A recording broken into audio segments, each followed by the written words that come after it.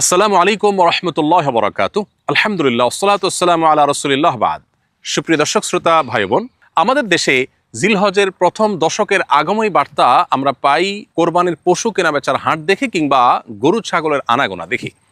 জিলহজের প্রথম দশকে গরু ছাগলের আনাগোনা ছাড়া আর তেমন কোনো আমল বা নেকামল আমাদের চোখে সচরাচর ধরা পড়ে না, অথচ এই দশক হলো নেকামল এবং ইবাদতের দশক।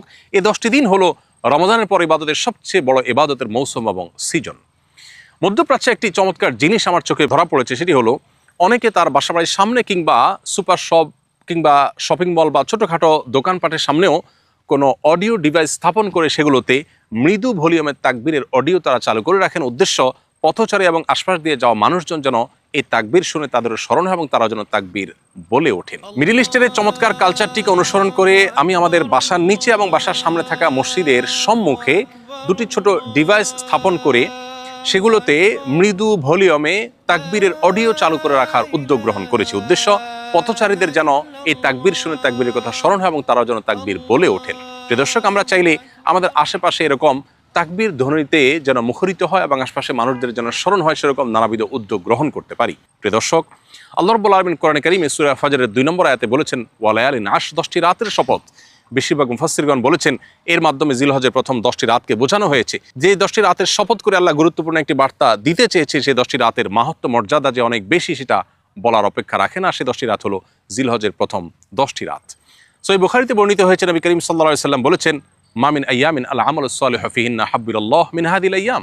অর্থাৎ জিলহজের প্রথম দশকে নেকামল করলে আল্লাহ তাআলার কাছে এটা যতটা প্রিয় হয়, অন্য কোনো সময়ের অন্য কোনো রকমের নেকামল আল্লাহর কাছে এত প্রিয় নয়।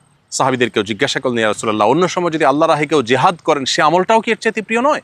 নবীজি বলেছেন, ওয়ালাল জিহাদু ফি সাবিলিল্লাহ। এমনকি অন্য সময়ে আল্লাহর রাহে জিহাদ করলেও সেটা বিপুল পরিমাণ সওয়াবের বিষয় হলেও এই আমলের অর্থাৎ এই দশকের নেকামলের সমতুল্য সেটি নয়। তবে কেউ যদি অন্য কোনো সময় জেহাদে গিয়ে তার জান মাল সব কিছুকে আল্লাহর রাহে উৎসর্গ করে ফেলেন, তাহলে তার কথা ভিন্ন।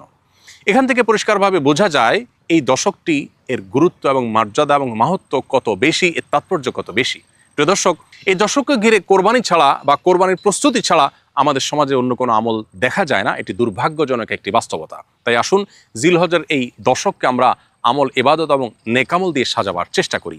বিশ্ববিখ্যাত হাদিস বেত্তা হাফেজ ইবনে হাজার আল আসকালানী রাহমাতুল্লাহি আলাইহি বলেছেন, জিলহজের প্রথম এই 10টি দিনের গুরুত্ব এবং তাৎপর্য এত বেশি হওয়ার কারণ হলো ইসলামের যত নেকামল এবং ইবাদত আছে, মৌলিক ইবাদত এবং রোকন আছে, সবগুলোর সমাহার এবং সম্মিলন শুধু এই দশকেই সাধারণত ঘটে। এই দশকেই রয়েছে ইসলামের সমস্ত মৌলিক ইবাদতের নজির বা দৃষ্টান্ত। ঈমান সারা বছর জুড়ে আমাদের রাখতে হয়, এই দশকেও থাকতে হয়। ঠিক একইভাবে 5 ওয়াক্ত সালাত অন্য সময় আছে, এই দশকেও আছে। যাকাত অন্য সময়ে আদায় করা যায়, এই দশকেও আদায় করা যায়।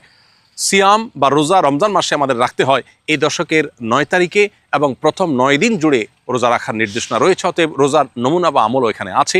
কোরবানি তো এই দশকেই শুধু করা যায়, অন্য সময় চাইলেও করা যায় না। আর হজ এই দশককে ঘিরেই মূলত হজের ইবাদত গড়ে উঠেছে বা হজের ইবাদত সম্পাদন করতে হয়।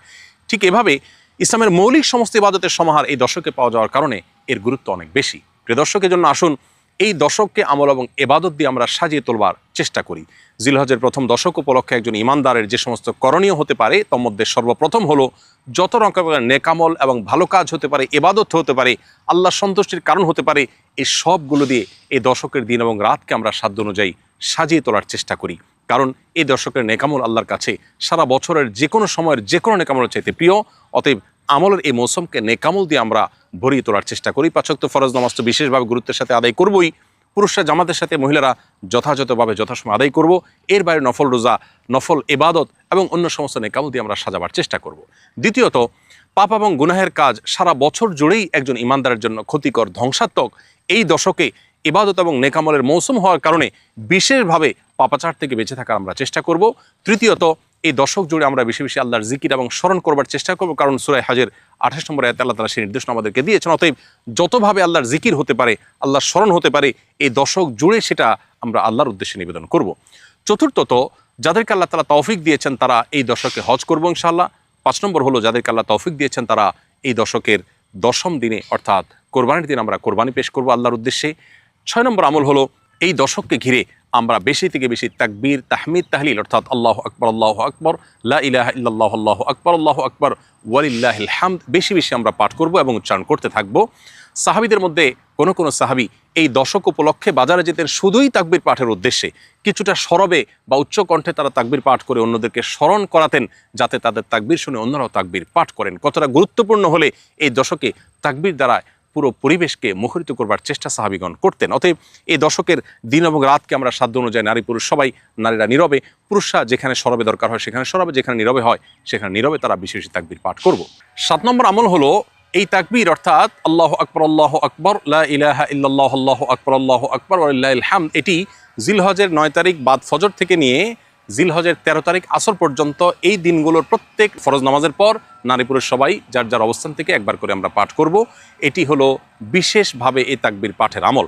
সাধারণভাবে পুরো দশক জুড়ে আর বিশেষভাবে 9 থেকে 13 জিলহজ পর্যন্ত এই তাকবীর পাঠ করতে হবে প্রত্যেক ফরজ নামাজের পরে।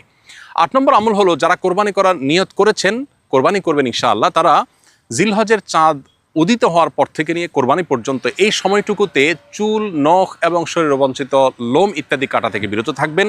অর্থাৎ জিলহজের চাঁদ ওঠার আগে আগে এগুলো কেটে শেষ করবেন এবং প্রয়োজন হলে কোরবানির পরে করবেন। এর মধ্যবর্তী সময়ে এগুলোতে আর হাত দিবেন না বা কাটবেন না।